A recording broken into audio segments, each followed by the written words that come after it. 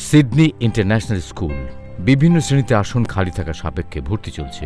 বাংলাদেশি শিক্ষার্থীদের ঢাকায় বসে অস্ট্রেলিয়ার কারিকুলামে পড়াশোনার সুযোগ করে দিতেই 2011 সালে যাত্রা শুরু করে স্কুলটি।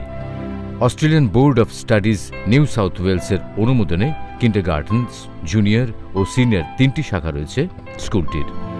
সফলতার 2 বছর পূর্তিতে ইতোমধ্যে বারিধারায় ক্যাম্পাস পরিদর্শন করেছেন অস্ট্রেলিয়ার ট্রেড কমিশনের দক্ষিণ এশিয়া অঞ্চলের senior commissioner Miss Nicola Watkinson, Patrick Kerrens ও commissioner doctor Grayson peri.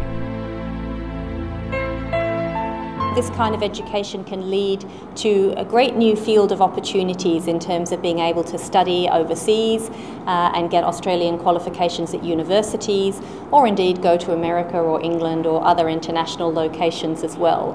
So one of the things we'll be doing is sort of telling the story, the success story of the school. স্কুলটির অধ্যক্ষ হিসেবে দায়িত্ব পালন করছেন 21 বছরের অভিজ্ঞতা সম্পন্ন আন্তর্জাতিক শিক্ষাবিদ গ্রেগ স্টিফেন্স।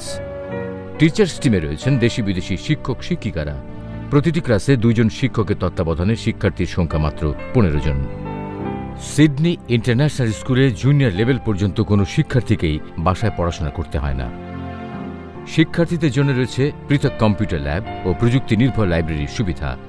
আছে আধুনিক মানের প্লেগ্রাউন্ড। শিক্ষার্থী ও অভিভাবকদের নিয়ে বছরের বিভিন্ন সময় পালন করা হয় ওপেন ডে সেশন ও জাতীয় এবং আন্তর্জাতিক বিভিন্ন দিবস। স্কুলটির স্বপ্নদ্রষ্টা প্রতিষ্ঠাতা অস্ট্রেলিয়ার তরুণ ব্যবসায়ী মাইনুল মৃধা, যিনি বাংলাদেশি শিক্ষার্থীদের আধুনিক শিক্ষা নিশ্চিত করার জন্য ঢাকায় প্রতিষ্ঠা করেন সিডনি ইন্টারন্যাশনাল স্কুল। এখানে শিক্ষা সমাপ্তকারী প্রত্যেক শিক্ষার্থী পাবে অস্ট্রেলিয়ার New South Wales board of স্টাডিজের সার্টিফিকেট। ঢাকার বারিধারায় যে ব্লকের 9 নম্বর রোডের 8 নম্বর বাড়িতে সিডনি ইন্টারন্যাশনাল স্কুলের মূল ক্যাম্পাস।